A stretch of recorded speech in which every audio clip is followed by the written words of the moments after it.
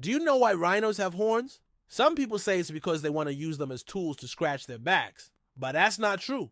In fact, rhinos don't even know how to scratch their backs. See, their shoulders are way too far forward to reach their backs, so if they try, they just end up scratching their sides. Other people say that rhino horns are for show, like a peacock's colorful tail feathers or antlers on a male deer. That is partly true, but not entirely. You see, rhino horns are made of keratin, the same substance that makes your fingernails and hair. And just like those things, rhino horns grow continuously throughout their lives. They start out small, then grow larger as the rhino grows older. And even though they can't scratch their backs with their horns, they do use them to mark their territory by scraping the bark off trees. They also use them to dig up roots and leaves to eat and to defend themselves against predators. So you might be wondering, if they're so useful, why don't we make a cast of them and keep them as trophies? Well, in some places they do that. But where did the idea come from that they're used for show? Let's go back to that peacock again. When peacocks fan out their tail feathers, it's to attract a mate. The brighter and bigger the better. And it works. Bright colors and big showy objects like that get our attention. So when people first saw a rhino's horns, they probably thought they were cool and wanted to show them off. The biggest rhino horn ever found was almost 9 feet long. That's about the height of a grown giraffe. No wonder people wanted to hunt them. But here's the truth. Rhino horns aren't as strong as you might think.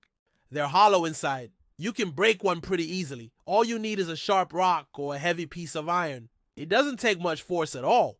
Now imagine you're a rhino. You got these 2 big horns on your head, and every time you use them, they get smaller. A rhino has to spend about half of every day looking for food, so using its horns to dig them up is important. If they lose their horns, they won't have enough to eat. Without food, they will become too weak to defend themselves and will be easy prey for lions and hyenas. Some people say it's cruel to take a rhino's horns, but rhinos can live without them. But what about the people who live with them? Rhinos can be dangerous if they feel threatened, and they kill about 500 people every year. A rhino's horns may not be as strong as you think, but they're still deadly weapons. And they're more than just hollow tubes of keratin. They're part of a rhino's survival.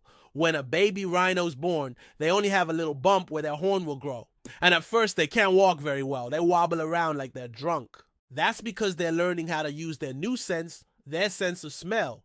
Baby rhinos have to learn which plants are safe to eat and which ones will make them sick, and they have to be able to sniff out danger. You might think it would be easier to be a rhino without horns, but it's actually harder. With their horns, they can defend themselves and find food. Without them, they'd be like a baby giraffe without legs, slow and defenseless. Next time someone tells you a rhino's horn is just for show, tell them to take a good look at this. Oh yeah, great, just great. Now I've got a bunch of alligators after me, see ya.